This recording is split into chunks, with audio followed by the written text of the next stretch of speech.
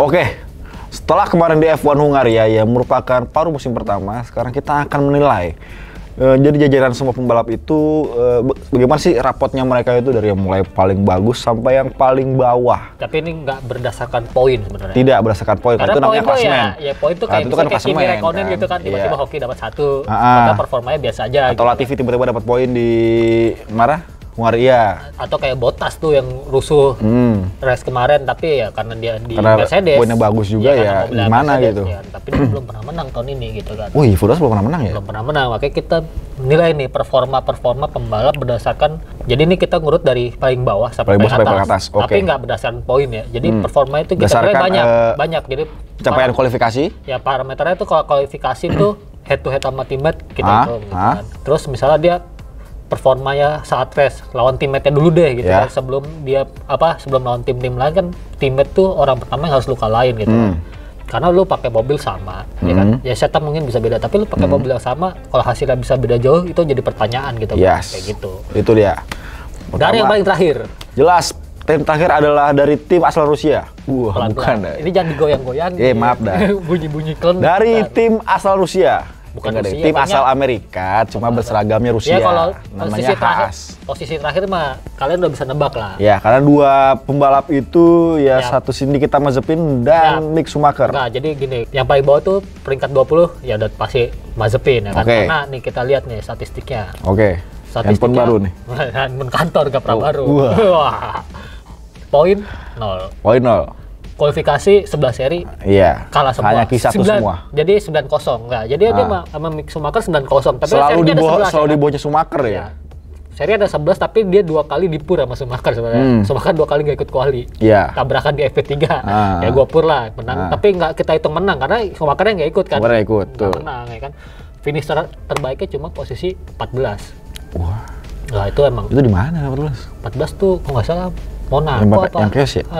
Baku loh. Baku ya? Baku. Kemarin kan dia tabrakan sama Alfa Romeo kan, dia nggak finish Baku sih kalau. Jadi kita Mazepin tahu kan baru mulai yang seri pertama dia baru mulai balapan sudah spin terus. Apa namanya Mazepin?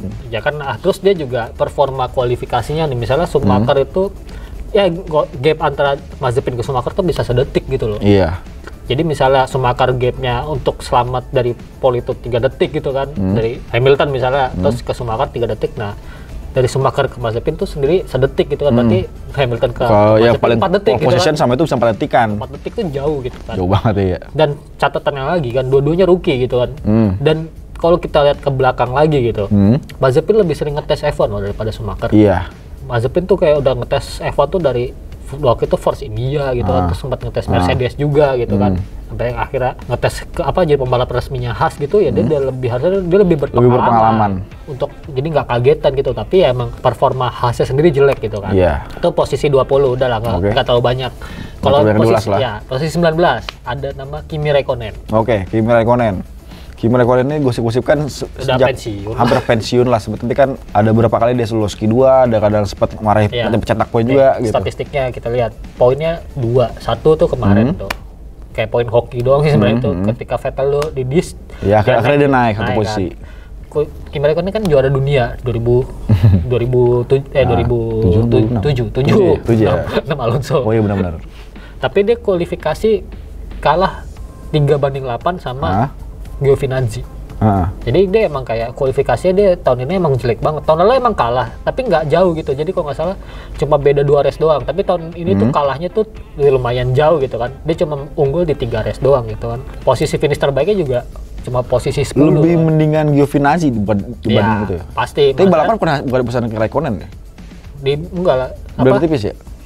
Ya karena poinnya emang banyakan si Kimi kan. Nah, Giovinazzi emang di posisi 18 gitu kan. Jadi 19 di Kimi, 18-nya Giovinazzi. Giovinazzi emang secara performa emang dia kelihatannya lebih bagus daripada 2020 sama 19 ya. Cuma emang mobil Alfa tahun ini tuh nggak sebagus 2 tahun ke belakang lah.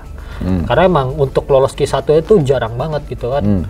Bahkan untuk dapat poin Giovinazzi emang 1 gitu kan. Tapi Giovinazzi kayak lebih banyak apes. Contohnya di Imola gitu kan. Dia tabrakan sama siapa? Bukan Imola, dia pokoknya lebih banyak apesnya lah dibanding si Kimi gitu kan. Kimi emang konsisten, pengalamannya dia dibutuhkan buat si Alfa Romeo, tapi emang kesannya nih Kimi Räikkönen tuh harusnya tuh kayak udah pensiun tuh kayak sekitar 5 musim yang lalu lah, cuma masih kepake aja gitu cuma di dipakai Alfa. di Alfa Romeo. Tapi emang bukan gosip-gosipnya ya, 80% kemungkinan Kimi pensiun sih di akhir musim ini, ya kan. Jadi 19 Kimi, 18 Giovinazzi, karena Giovinazzi juga performa ini udah mulai kursinya ini udah mulai diincar ya kan, sama pembalap akademinya Ferrari yang banyak banget di F2 ya kan, ada Robert Schwarzman ya kan, terus ada Callum Aylet yang sekarang nggak di F2 emang kan. Terus ada lagi karena emang kalau ngelihat sedikit ngebahas tentang Giovinazzi ini emang progresnya lambat banget ya. Iya, karena maksudnya mungkin udah mentok segitu kan, ditambah emang Alfa Romeo ya mobilnya jelek gitu, nggak bisa dibilang biasa aja, mobilnya jelek waktu juga. Waktu dia lulus dari GP itu pun cukup bagus masuk ke F1 gitu. Tapi emang nggak langsung. Tapi belajarnya kan agak lama, belajar tuh agak lama, kan dia sempat jadi reserve driver dulu kan setahun kan. Dia reserve dulu kan, nggak langsung ke Alfa Romeo juga kan. Tapi emang progresnya dia waktu itu nggak sebagus si Charles Leclerc ya kan. Leclerc kayak emang kelihatan gitu lah. Emang anak emasnya Ferrari gitu kan. Anak emasnya Ferrari. Biarpun si Giovinazzi juga sebenarnya bisa dibilang anak emasnya Ferrari. Iya. Cuma kayak lapis duanya Leclerc kan, gitu kan. Sama-sama Itali gitu kan. Cuma mungkin menurut gue juga 2021 ini kalau Giovinazzi performanya nggak bagus di paruh kedua gitu ya, pasti kemungkinan dia bakal diganti juga karena incer seatnya juga banyak gitu kan. Karena ibaratnya kayak Ferrari atau Alfa Romeo pun seperti membayar hal yang ya udah ini stagnan banget, mendingan lebih banyak pembalap yang lebih muda berbakat. Iya. Mungkin dalam kata kutip lebih murah. Lebih murah dan banyak sponsor gitu kan buat ngembangin si Alfa Romeo-nya gitu kan. Kayak gitu. Jadi ya menurut gua pribadi Giovinazzi kalau ya paruh kedua dia nggak lebih bagus ya, poinnya cuma 1 nih sampai akhir musim, kayaknya udah selesai dia masa bakti di F1 gitu kan. Bisa lah, maksudnya, tapi tetap di Ferrari gitu kan. Karena Ferrari balapannya mulai banyak kan di luar F1. Contohnya kayak di WEC Hypercar kan, Hypercar dia mulai ikut dia. Ya kan mungkin itu 2022. Dipersiapkan sih sebenarnya, kayak Hypercar tuh dipersiapkan buat Kimi Räikkönen sih kan. Dan Giovinazzi pun balapannya juga bagus juga kan. Ya dia pernah sama Shane kan.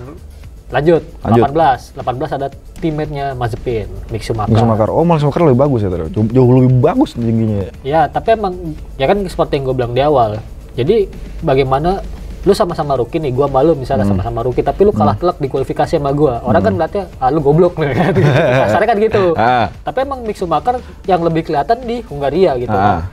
Ya dia emang nge-battle Verstappen di mana kondisi mobil Verstappen itu ya udah nggak maksimal gitu kan, tapi dia bisa nge-battle pembalapnya itu menunjukkan kalau si Schumacher ini patut diperhitungkan kalau mobilnya lebih benar. Ya terus dia gitu ya performanya dia di balapan misalnya, kalau lu kualifikasi sama Mazepin aja beda sedetik gitu kan, berarti lu ninggalin Mazepin di balapan bisa 30 detik lebih gitu. Karena jumlah lap check pun pasti makin lama makin jauh kan. Iya, pasti lebih jauh dan lebih konsisten. Ketinggalan, iya. Tapi emang insiden Schumacher itu emang kelihatan gitu ya, dia di free practice itu banyak nge-push mobilnya di luar limit mobilnya kan. Ya makanya kan di Hungaria mungkin dia crash gitu kan, di FP3 gitu kan, dimana akhirnya dia nggak bisa ikut quali ya. Mungkin dia emang nge-push limit mobilnya itu, mobilnya udah kalah sama performa si Schumacher sebenarnya gitu kan. Sebenarnya emang kalau kita ngomongin Mick Schumacher zaman dulu kan pernah bilang kalau Schumacher itu emang tiap tahun pertamanya di suatu ajang pasti akan lebih jelek. Iya. Waktu dia di F2 pun, waktu dia pertama kali di F2 pun di Prema gitu kan. Jelek banget, padahal di Prema. Tahun keduanya pun langsung jadi juara. Iya, langsung. Di F3 pun juga gitu kan. Ya. Tahun pertama di F3 jelek, tahun keduanya jadi juara. Iya, itu prediksi kayak di F3 ini mungkin si Mick nih gak sebagus bapaknya gitu, tapi tiba-tiba di musim keduanya bapaknya jauh. Langsung juara, iya. Padahal pengalamannya juga banyak gitu kan. Di F3 terus di F2 juga lawannya juga banyak juga. Dan pembalapnya juga, lawannya tuh bukan pembalap yang gampang gitu kan. Ada Callum Aylet gitu kan. Terus ada si Robert Schwarzman juga yang sama-sama akademinya Ferrari gitu kan. Yang akhirnya mereka tuh harus saling bersaing juga gitu kan. Biarpun emang nama Schumacher kita nggak bisa pungkiri ya, pasti dia anak mesin lah sama Ferrari gitu kan, sama kayak Leclerc sekarang gitu kan. Tapi ya pasti dia juga nggak mau berlindung di balik nama besar bapaknya kan. Dia pasti harus lebih perform. Ya minimal lawan Mazepin dulu deh kalau nggak bisa lawan Alfa gitu kan. Kalau Mick Schumacher itu kalau misalkan dia dapat mobil yang lebih bagus, mungkin bisa aja Venezia 12-10 tuh mungkin bisa lebih dapat sebenarnya. Kalau misalnya dia butuh berandai-andai aja dia pakai Alfa aja masih lebih bagus lah dibanding performanya Kimi kalau gue bilang pribadi ya. Karena Kimi ya selain umur gitu kan, mungkin motivasi dia untuk balapan udah nggak ada lagi, mau ngapain lagi uang gitu. Doang, gitu. Iya. Ibaratnya kan cuma gitu doang gitu. Oke, lanjut atas dikit. 16 ada Yuki Tsunoda. Oke, Yuki Tsunoda ini termasuk Rookie of the Year. Ya, Rookie of the Year, tapi karena yang paling sering di 10 besar ya Tsunoda dibandingkan dua Haas itu kan. Emang kembali timnya lebih bagus. Ya, tapi kembali lagi itu mobilnya lebih bagus karena Gasly aja bisa podium dan start di Hungaria kelima. Tapi Tsunoda ini kayak lebih apa ya? Dia tuh kayak banyak tekanan. Tekanannya satu dari Honda pasti. Ya. Terus yang kedua ekspektasi orang ke dia tuh terlalu tinggi gitu kan. Dan terus dari Jepangnya sendiri, Jepang terakhir pembalap Jepang di grid itu Kami Kobayashi gitu. Kami Kobayashi podium cuma sekali. Emang orang jadi menilai Tsunoda ini lebih bagus dari si Kobayashi gitu kan. Akhirnya tapi ya kita lihat ya namanya rookie gitu ya, nama debutan, kesalahan tuh pasti ada gitu kan. Dan Tsunoda nih masih jelek banget kualifikasinya.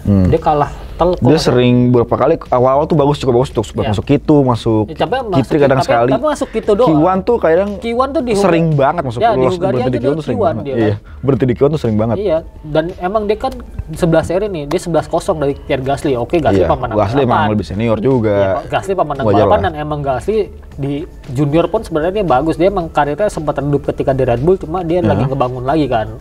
Performanya di Alfa Tauri. Tapi emang performanya dia ini termasuk yang di Hungaria kemarin ya. Dia pasti tuh di tim radio tuh diomelin habis-habisan sih. Kenapa lu pakai Alfa Tauri lu nggak bisa nyalip Latifi di awal-awal ya kan? Berarti emang si Tsunoda ini dan lagi emang Tsunoda itu seringnya marah-marah gitu kan.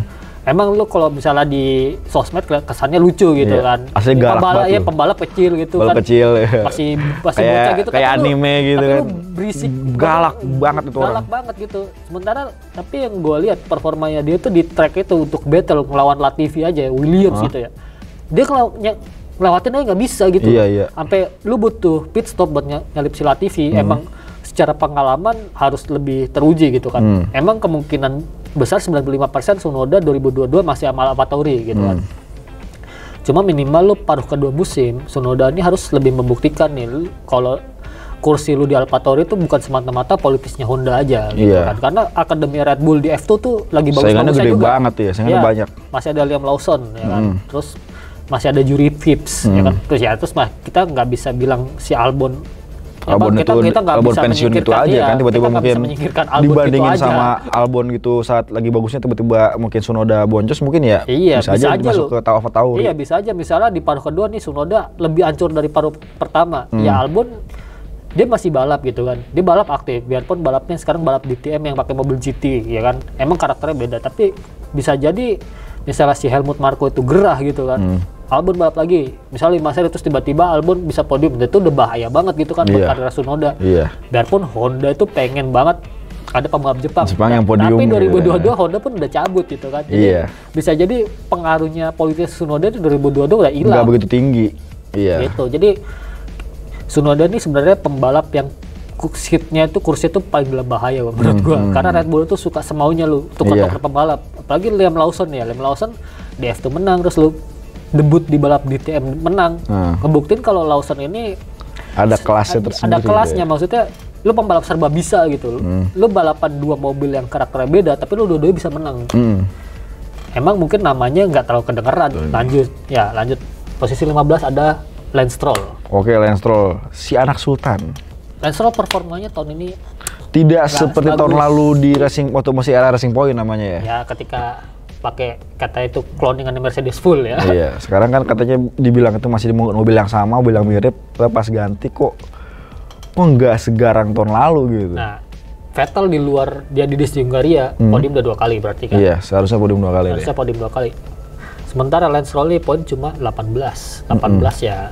Untuk 11 seri itu kayak lu cuma dapat satu setengah ya. Satu setengah doang. Atau 2 lah maksimal. Iya, itu benar-benar kayak penurunan dari Lance Stroll tahun lalu dia podium kan. Podium berapa kali? 2 kali, 3 kali. Dua kali, satu kali position sekali. Iya. Itu kayak penurunan jauh banget ditambah kesalahan dia di Hungaria juga kan. Dimana dia nyapu si Charles Leclerc sama Daniel Ricciardo ya. Emang membuktikan kalau Stroll ini tahun ini emang lagi struggle banget sama mobil ya. Lanjut ke 14. Ada Nicolas Latifi. Wah, dia naiknya banyak ya dibanding itu ya. Lu ngasih nilai dia banyak juga tuh. Karena Strollnya menurunnya jauh. Banget ya. Sementara Latifi ya di luar poin di Hungaria ya. Iya. Itu ngebuktiin kelasnya dia seperti tadi gue bilang, dia bisa nahan Yuki Tsunoda dengan mobil yang lebih kenceng gitu kan, performa lebih bagus. Dia bisa nahan setengah balapan sampai ya pit stop gitu kan. Sampai pit stopnya dia kalah gitu kan. Ya emang mungkin performa Williams itu untuk ketika ketika lu ganti ban dari medium ke hard itu emang mungkin agak Williams itu agak susah buat di hard ya kan. Tapi Latifi buat nge-hold Tsunoda gitu loh. Lama banget gitu kan, ngebuktiin kalau emang sebenarnya Latifi ini pembalap yang konsisten gitu kan. Ya Tsunoda emang rookie kan, salahnya pasti lebih banyak, tapi Latifi ya dari tahun lalu juga progresnya juga lumayan gitu loh. Maksudnya dia itu masih sering finish di depannya Alfa Romeo juga. Dimana emang Alfa Romeo kalau tahun lalu kan kayak Alfa Romeo di atasnya Williams gitu kan. Nah, sekarang kebalik. Williams di atasnya Alfa Romeo. Karena Williams tuh pelan-pelan juga mulai ya dikit-dikit tuh kayak mulai naiknya terasa konsistensinya. Latifi mulai berasa, Russell mulai nyoba-nyoba kaki 3. Iya, kayak gitu. Jadi emang Latifi ya bukan sekadar dia pay driver aja dia ada di Williams, tapi dia bisa ngebuktiin kalau gue bisa loh balapan yang benar gitu kan. Biarpun Latifi mungkin jadi pembalap yang gak terkenal lah di F1 tahun ini gitu kan dibanding Mazepin. Kalau Mazepin kan gara-gara kecelakaan gitu kan, gara-gara spin. Kalau Latifi kan karena gini-gini aja. Apa sih dulu dia punya kontroversi itu yang awal tahun? Ya itulah yang pelecehan seksual, ya kayak gitu-gitu kan. Tapi emang kualifikasi Latifi itu kalah telak 11-0. Ya tapi lawannya George Russell gitu kan. Lanjut 13 ada nama mengejutkan. Siapa? Daniel Ricciardo. Wah, kenapa dia 13 ya? Ya emang kalau udah atas mulai sengit ya. Iya. Tapi Daniel Ricciardo harapan dia pindah, maksudnya lihat performa di Renault tahun lalu gitu kan. Terus dibandingin yang konsisten podium 3 sekarang ya untuk P5 gitu. Nah, untuk tahun ini tuh dia kayak masih struggle banget. Walaupun dibilang sempat wah ini sama mesin Renault aja bisa podium, dengan mesin Mercedes dan McLaren atau malah lebih kenceng Lando Norris. Lando Norris ternyata progresnya lebih jauh. Lebih jauh banget ya. Masalahnya kan lihat dari kualifikasi ya kan? Norris menang 8 kali, Ricciardo cuma menang 3 kali. Itu jauh kan? Jauh banget. Ricciardo lebih senior. Iya. Ya kan, dia debutnya udah lama banget, 2011 udah debut. Gitu kan? Lando Norris malah baru musim ketiga kan. Udah gitu, kita lihat nih. Poinnya cuma 50, posisi finish terbaiknya cuma posisi 5 gitu kan. Posisi 5 ya. Di mana si Lando Norris sudah podium 2 kali. Iya. Ya kan, nah, itu udah ngebuktiin kalau Ricciardo ini masih struggle. Posisi 5, dia kalau finish posisi 5 terbaik kalau nggak salah tuh di Silverstone. Verstappen nggak finish, Perez di belakang.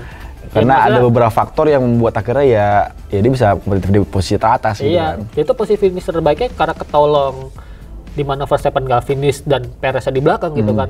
2 Red Bull udah nggak ada gitu kan. Ibaratnya kalau misalnya 2 Red Bull ada, dia mentok 7 lagi gitu kan. Ya kan kasarnya begitu. Selalu di sekitaria kenyapaian besar. Apa sih berisik banget bangku? Berisik banget. Iya, gerak dikitnya bunyi. Dan Ricciardo ya dia harus lebih ngebuktiin lah kalau sebenarnya yang dibutuhin McLaren dan dia kan sebenarnya pengalaman ya kan. Pengalaman di mana dia tuh pernah di Red Bull ya kan. Dia pembalap pemenang loh di Red Bull gitu kan. Terus di Renault juga dia ngebikin Renault dari tim papan tengah bisa jadi podium gitu kan.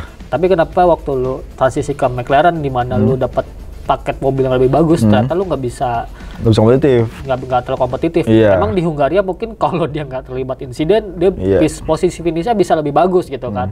Cuma dia emang kualifikasi dia sering banget kalah di Q2. Iya, Q2 sering banget lolos. Dia nggak pernah masuk ke 3 pokoknya. Dia kalah loh. Jarang banget Q3.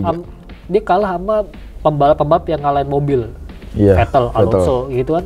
Russell, dia bisa kalah gitu kan. Padahal kualifikasi emang nggak 100% menentu posisi finish lu saat balap ya. Cuma ya lu makin tinggi posisi start lu ya minimal lu bisa nggak ketahan lah mobil-mobil yang depan lu gitu kan. Iya. Oke, lanjut. Iya aja. Lanjut. Ngantuk gue. 12 ya. Ini udah mulai agak ketat ya. 12 ada pemenang Hungaria kemarin, Esteban Ocon. Sebenarnya nih Esteban Ocon posisinya gue tukar dari Ricciardo, tapi karena dia menang kemarin. Karena Esteban Ocon sebenarnya performanya dari yang seri Prancis, seri Austria, seri Inggris tuh performanya biasa aja. Apalagi setelah Ocon lu 2022 masih lanjut sama gue. Oh yaudah gue main aman-aman aja. Iya gitu kayak udah nggak nyeri apa-apa lagi gitu ya. Oh ya udah perpanjang. Kesannya begitu gitu kan. Biarpun pasti dia ada target dari tim ya kan, terus ada develop mobil, tapi dia kalah dari teammate yang umur 40 tuh jauh banget. Ocon kan tahun lalu ditandemin sama Ricciardo ya masih pantaran lah. Tapi ya itu Ocon setelah sabatikal kan. Jadi lu kayak kesannya mungkin Ocon adaptasi dulu lah, bagi sebelumnya dia, tapi emang Ocon tuh nggak pernah dapat mobil yang lebih bagus ketimbang Renault tahun lalu gitu. Tapi ya kalau kita lihat performanya di Hungaria, dia bisa nahan juara dunia Vettel gitu. Dimana Aston Martin emang performanya gua rasa sebenarnya nggak lebih bagus juga dari Alpine gitu kan, dalam artian setara gitu kan. Tapi dia bisa nahan Vettel yang 4 kali juara dunia gitu kan. Itu udah sebuah pencapaian sendiri bagi rekornya si gitu Ocon ya. Iya, untuk karir Ocon selanjutnya, karena Ocon ini kan emang bisa dibilang posisinya itu emang nggak aman-aman banget gitu kan. Isunya lu bisa digantiin Pierre Gasly, dan gitu akademi Alpine tuh banyak banget di F2. Ada Oscar Piastri, ada Guan Yu Zhou gitu kan, ada Christian Lundgaard gitu, yang performanya juga bagus semua gitu kan. Dan mereka punya sponsor pribadi semua, bawa duit semua ya, bawa duit semua gitu kan. Jadi Ocon ini emang posisinya sebelum Hungaria tuh kayak nggak aman-aman banget, tapi dia menang gitu kan. Ya minimal 2022 Alpine nggak salah milih dia, tapi setelah 2022 kita nggak tahu gitu kan. Gitu. Apakah dia masih bisa bersaing untuk podium atau mungkin yang kemarin cuma sekedar beruntung aja gitu kan. Lanjut, J. 11. Ada Valtteri Bottas. Valtteri Bottas, turun banget orang. Secara poin emang posisi emang posisi 4 ya. Ya kan, tapi dia di bawahnya Lando Norris. Iya, Lando Norris itu kenapa jadi posisi 3 tuh? Iya, itu kan jadi pertanyaan. Kalau jadi Toto Wolff, lu kerjanya gimana gitu? Bagi pembalap yang tiap kualifikasi sama sesi latihan sering 3 besar. Iya, tapi balapan boncos mulu. Bottas unggul dari Lewis itu 3 kali. Kalau nggak salah satunya Monaco deh. Monaco yang waktu Lewis itu 7 ya kan. Dimana emang banyak salahnya lah Mercedes di situ. Tapi emang Bottas nih selain dia lagi under pressure ya kan, dimana George Russell lagi bagus-bagus ya. Terus kok lu bisa-bisanya sih ketika Lewis masih bisa fight untuk menang, lu kagak pernah menang gitu kan. Bahkan lu untuk nahan Verstappen aja lu susah gitu kan. Ini jadi pertanyaan besar gitu kan. Dia kan unik kan, dulunya dia sering patuk pos 1, pos 2, sekarang dia fightnya sama Lando Norris sama Sergio Perez gitu kan. Lanjut 10 ada nama Russell, belum sebentar Russell nih. Belum. 10 masih ada Charles Leclerc. Anjir. Sampai Charles Leclerc tapi baru dapat podium di mana? Silverstone. Podium di Silverstone ya. Sainz dapat podium duluan. Dapat 2 kali.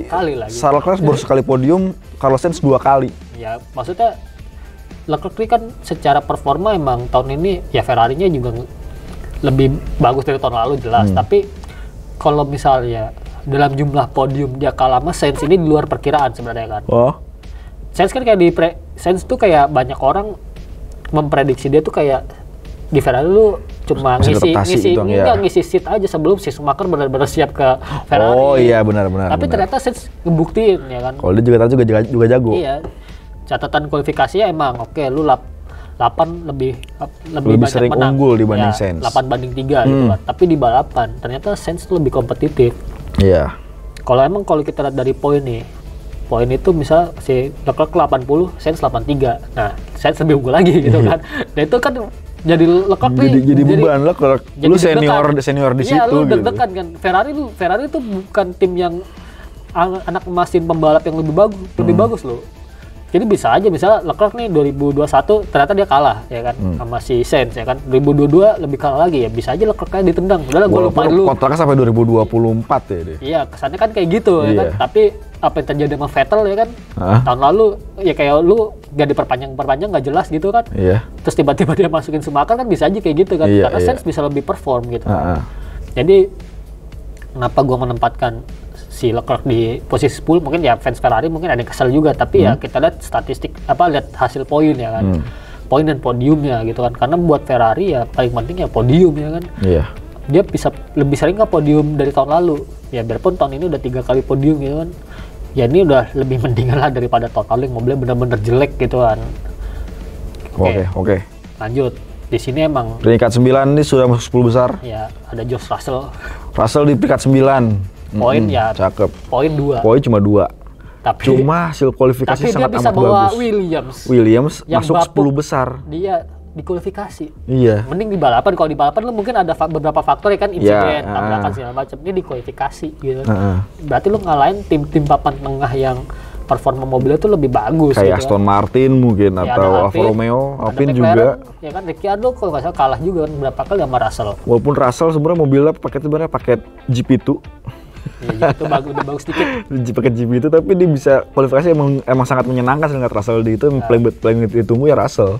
Tapi emang Russell waktu gantiin Hamilton dia juga langsung pole kan. Iya. Emang dia emang jago, pembalap jago. Dia emang karena mobilnya boncos aja. Ya, pembalap tuh banyak yang jago di balap, kualifikasi jelek banyak gitu kan. Tapi yang kualifikasi bagus, balapnya bagus dikit. Jarang, iya. Dikit banget. Kadang ada yang pembalap tuh spesialis kualifikasi doang banyak juga. Iya. Ya kayak gitu-gitu lah. Siapa kualifikasi? Ya lu misalnya kalau di MotoGP Rossi pole dikit Rossi ya. Pole dikit, tapi sandares banget kan, balapannya bagus. Ya kan udah tua juga kan, Kimi Räikkönen.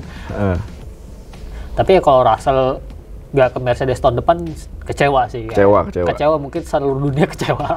Seluruh fans F1 ya, mau itu dari fans Ferrari kayak fans Honda kayak pasti akan. Tapi kayak kenapa Russell nggak kepilih? Kan ada isu-isu liar kan, di mana Red Bull ini ngincer kalau bisa Russell nggak dipanggil Mercy, udah gue bajak aja. Udah dibajak aja gantiin Yuki Tsunoda. Iya kan, nah itu. Terus Perez kemana? Ya Perez ke AlphaTauri aja. Iya. Red Bull tuh bisa sama maunya dia aja. Ya tim gua, duit gua gitu kan. Yang bayar ini serah mereka. Iya. Perez nggak mau balap ya udah. Gua juga nggak peduli. Lanjut. Apaan? Ada aki-aki umur 40. Aki umur 40 siapa tuh? Fernando Alonso lah. Oh iya, Fernando Alonso bener. Ya lu gimana umur 40 ngelawan 40 masih bisa 5 besar. 8 kali juara dunia di Hungaria dengan mobil yang nggak sebagusnya, nggak sebagus Hamilton gitu kan. Iya. Lu kayak capek banget kayak Hamilton kemarin. Udah ngos-ngosan. Enggak, Vettel tuh apa ya? Vettel Alonso tuh kayak balapannya tuh dia tua tapi masih singa gitu. Iya, karena emang Alonso tuh ambisius ya kan, kelihatan gitu kan. Waktu lu masih balap sama McLaren, waktu McLarennya udah jelek itu kan, dia malah kabur ke Indy 500 gitu kan. Di 500 juga dia sempat leading gitu kan, posisi start bagus, sempat leading, biarpun Hondanya meledak juga di situ kan. Emang dia tuh kayak ada karma sama Honda, gue nggak tahu. Habis itu dia kan cabut dari F1 ya kan, tapi dia ke Lemang menang 2 kali gitu kan. Ke Dakar pula. Ke Dakar ya, biarpun kebalik tapi tetap aja gitu kan. Tapi dia pernah menang 1 sesi. Iya, maksudnya Alonso itu 40, gue masih bertenaga, masih termotivasi gitu. Gue masih lebih kenceng daripada anak-anak remaja 19 tahun. Tapi mungkin emang dia ada rekor sendiri kan. Kalau kita 10 tahun ke belakang gitu kan rekornya yang muda, menang termuda, judulnya termuda. Mungkin dia pengen mencari rekor nih kan, podium tertua, podium tertua gitu kan. Sejadi. Iya kan kayak gitu. Bisa jadi pernah kayak ada. gitu. Mungkin saat dia menang kemarin 5 besar itu mungkin ya dia peringkat 4 malah ya yang naik ya. Posisi terbaik dia setelah tahun 2014. Peringkat 4 tertua. Ya itu mungkin dia bisa jadi. Bisa. Siapa lagi? Hamilton. Tapi kita harus lihat yang statistik tahun 50, 60-an di mana balap umurnya tua-tua banget. Iya, 40, 50 itu masih umum. Iya. Itu jauh banget, tapi posisi 4-nya Alonso di era modern itu, di era modern ya Alonso paling tua. Iya. Posisi 4-nya Alonso kan dia posisi terbaik setelah tahun 2014. Berarti emang dia tuh masih termotivasi lah untuk mengejar minimal podium lagi lah. Iya. Atau kalau Alpine lebih bagus ya dia bisa aja menang lagi kan 2022 gitu kan. Seenggaknya kita tuh jadi kritikan ke Alpine, apa terus lu pakai Alonso lagi gitu kan, udah tua gitu kan, lu mending pakai Guan Yu Zhou gitu. Ternyata dia bisa ngebuktiin gitu loh, gue lebih bagus dari Guan Yu Zhou gitu kan. Dia belum pernah balapan F1, gue udah berekman aja nya. Iya, makanya Alonso tuh ngebuktiin kalau dia dipilih Alpine tuh nggak sekadar nama besar doang gitu kan, tapi emang gue masih bisa perform gitu kan. Belum tentu Alpine dipegang Räikkönen bisa sebagus Alonso, belum tentu gitu kan, yang umurnya sama-sama 40 gitu kan. Level juara dunia yang beda sih. Beda kan. Lanjut. Biarpun cuma 2 kali. Ya apa, tetap juara dunia loh level itu. Lanjut. Ya, posisi 7. Ada muridnya Alonso, Carlos Sainz Junior. Oh iya, penerus Spanyol, Spanish. Tadi kan kita udah bahas di Leclerc ya kan. Iya. Kenapa Leclerc gue terbawah sementara Sainz di atas? Tapi ya kalau dilihat dari klasemen, jumlah podium, Sainz hasil kualifikasi, Sainz lebih bagus. Enggak, kualifikasi kalah Sainz 3/8, tapi poin ya kan. Berarti kan dia karena bisa. Sainz belum pernah full session ya. Iya, enggak. Iya, tapi kan Leclerc itu pernah tapi nggak start. Iya. Ya kan? Ya itu kesalahan Leclerc sebenarnya itu. Di Monaco. Kenapa dia tabrakan di Monaco gitu kan? Apa dia dapat kutukan Monaco gitu kan? Kenapa dia bisa tabrakan loh di sirkuit yang mungkin gue udah aman nih pole position, ngapain gue tabrakan gitu. Iya. Berarti kan ngebuktiin kalau emang F1 tuh nggak sekedar kualifikasi doang. Lo harus balapan bisa nggak lo lebih konsisten, bisa nggak lo lebih sering dapat podium. Konsisten dengan lifetime tersebut yang lo pakai. Biarpun emang si Sainz ini punya statistik paling unik gitu kan. Lu podium dua kali lu nggak di podium. Iya. Jadi lu diumuminnya waktu di McLaren, sekali, sama kemarin di kan? Hungaria sekali. Itu dia lagi makan malam gitu kan. Iya, panggil podium. Podium. Apaan kita podium? Iya, makan gratis gitu. Iya. Itu tuh Ferrari juga kemarin nggak podium tapi podium. Terus yang seperti gue bilang tadi juga, Sainz itu kan di awal tuh kayak dipilih karena mungkin ya nggak ada pembalap yang nggak ada pembalap yang mumpuni buat Ferrari lagi. Sebelum si Schumacher siap gitu kan. Iya. Ternyata Sainz ini lebih siap di Ferrari daripada Leclerc tahun ini gitu kan. Maksudnya secara hasil tuh nggak ada yang mengira Sainz bakal lebih cepat transisinya ketimbang Ricciardo di McLaren ya kan. Iya. Maksudnya dengan package yang lebih bagus tahun lalu gitu kan. Harusnya tuh Ricciardo secara result harusnya di atasnya si Sainz ya kan. Tapi malah terbalik gitu kan. Sainznya lebih di atas tahun ini. Pengaruh beban nggak sih? Karena Leclerc kan dianggap lebih senior tuh. Lu harus menang, harus podium gitu. Sedangkan Sainz mungkin karena ya udah adaptasi aja gitu. Ya bisa aja. Jadi kan gitu. karena gitu kan. Jadi ya udah gue balapan aja. Atau bisa aja gitu. emang Ferrari-nya lebih cocok sama si Sainz gitu kan. Biarpun dia nggak pernah balapan sama Ferrari dulu sebelumnya, ya kan. Bisa jadi kayak gitu, banyak faktor lah. Tapi emang Sainz bisa ngebuktiin kalau dia tuh nggak ada di bawah bayang-bayangnya si Leclerc gitu kan. Oke. Sebenarnya mereka berada di level yang sama, yang sama. Malah jadi seru kan. Kalau misalnya 2022 Ferrari tiba-tiba bagus, ini bakal jadi clash lumayan keras sih antar teammate. Sampai yang ketendang bisa jadi Leclerc yang ketendang loh. Kalau bisa lihat performanya sekarang. Karena tahun depan kan mobil sama standar semua, dalam tanda kutip ya. Kata semua regulasi baru. Dari awal lagi regulasinya. Lanjut. Kita tunggu aja 2022. Oke. Ini udah posisi 6 ya, posisi 6 nggak jauh-jauh dari Sergio Perez. Oh, ya kan pasti. Karena belum sembuh tuh nama. Karena kalau Perez itu performa di Red Bull ya dibilang bagus ya. Lumayan aja sih. Lumayan aja. Dia menang sekali di Baku. Faktornya karena Verstappen ban meledak, ya kan, tuh sama Hamiltonnya lurus, udah gitu doang. Gak ada yang spesial dari Perez tahun ini, ya kan? Gak karena kalau tahun lalu kan dia karena dapat pakai mesin Racing Point, akhirnya dia podium. Tahun ini pun karena dia mesinnya Honda, tapi podium menang baru sekali, jadi kayak ya biasa aja. Ya wajar lu dapat mobil bagus gitu. Lu akhirnya bisa menang di awal, biarpun bawa keberuntungan juga gitu. Walaupun hasil kualifikasi lu belum pernah The Verstappen ya, belum pernah ya. Kalau kualifikasi Verstappen pasti lebih bagus. Kita lihat perbandingan. Lebih bagus ya dibanding Sergio Perez kan? Iya, Pak. Kalah 10-1. Anjir. Kalah banyak. Banyak banget tuh. Gue juga lupa juga sekalinya di mana, gue juga lupa. Lupa dari mana? Lupa kalahnya di mana. Kayak pernah full possession deh, Sergio Perez deh. Enggak pernah ya? Belum kayaknya. Belum pernah ya? Pokoknya dia benar-benar kalahnya itu kalah telak di quali itu ya udah diprediksi dari awal lah. Karena emang Red Bull tuh ngebikin mobil ya sesuai inputnya Verstappen doang gitu.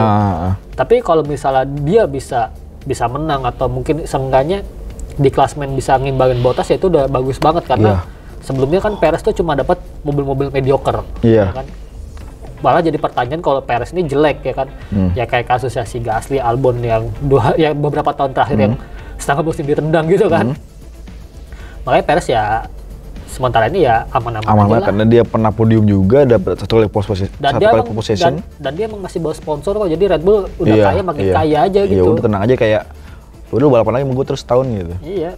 Oke lanjut, sisi 5. Vettel. Belum sebut tuh kan. Vettel belum sebut soalnya nih. Vettel belum sebut soalnya nih. Gue bukan fans Vettel gitu kan. Tapi kalau ngeliat performa dia, tadi Lancer gue tahun 15 gitu kan.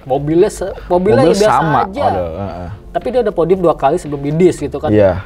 Nah gitu secara performa quali dia tahun lalu udah kayak nggak ada motivasi di Ferrari. Q2. Kalau sekarang lu kayak masih buat nge-push buat Q3 walaupun itu cepat-cepat dia di bawah-bawah banget, cepat terancam mulu kan. Biarpun ya akhirnya Vettel tuh menunjukkan kalau dia tuh belum abis banget di Aston Martin gitu.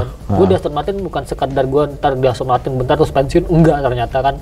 Kalau dia niat kayak gitu kan ya pasti balapannya udah kayak Kimi Räikkönen. Iya, gitu udah nggak ada motivasi aja udah. Ada motivasi udah balap aja gitu kan. Ternyata emang Vettel kayak masih penasaran, gue bisa nggak sih menang pakai mobil ini gitu. Ya di Hungaroring pun kalau misalnya itu tracknya bukan Hungaroring gitu ya, mungkin masih bisa menang biarpun ya ujungnya ntar di dis lagi ya udah gitu kan. Tapi pengalaman gue menang ada gitu.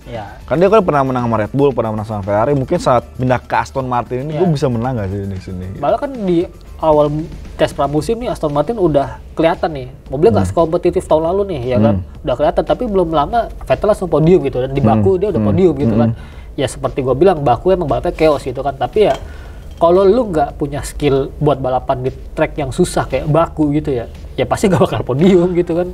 Dan progresnya Vettel pun juga bagus dari mulai dia yang finish 15, 12, bisa finish 5, finish 2 gitu. Iya, maksudnya Vettel ini kenceng, progresnya tuh kenceng gitu, kelihatan banget. Ya pokoknya tahun ini tuh yang selain selain Alonso yang benar-benar pembalap kalian mobil ya masih Vettel doang.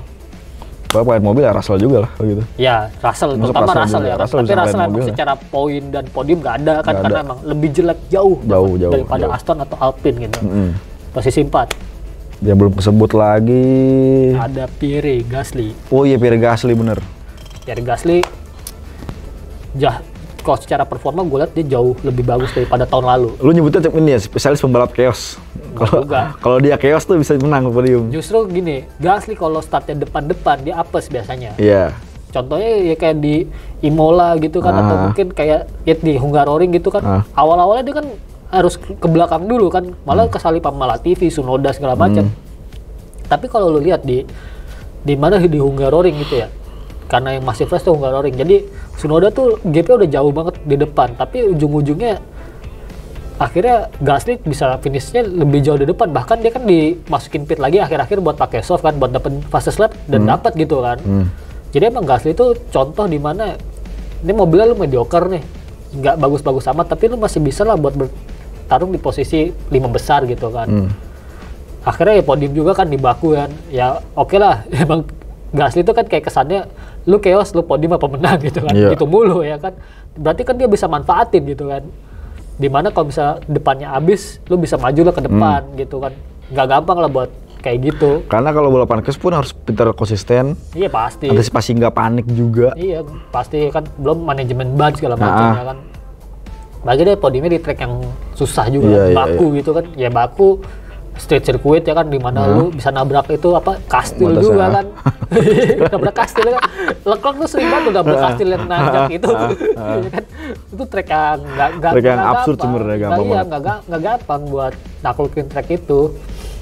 Lanjut ketiga berarti ada nama Lando Norris pasti. Ya, Oke, Norris karena emang juga ketiga dia klasemen. Iya, Lando Norris ya. Ini benar-benar harusnya tuh kan orang memprediksi dia tuh battle sama Ricciardo, battle poinnya nggak jauh, ternyata jauh banget dari awal udah jauh gitu kan. Dia bisa posisi 3 klasemen loh di atas Bottas ya kan. Dia bisa ngelain Bottas loh, selisih tipis-tipis lagi. Ya udah gitu balapan dia mungkin jauh lah dari Hamilton sama Verstappen jauh, tapi dia bisa battle sama posisi 3 sama Bottas sama Perez gitu dengan mobil yang jauh lebih bagus dari dia. Itu ngebuktiin kalau emang Lando Norris ini bukan pembalap yang sembarangan gitu kan. McLaren tuh 10 tahun terakhir tuh banyak berjudi sama pembalap rookie, tapi banyak yang gagal. Ya dari Kevin Magnussen ya kan. Terus dari Stoffel Vandoorne itu gagal semua ya kan. Lihat di luar mobilnya emang jelek gitu kan.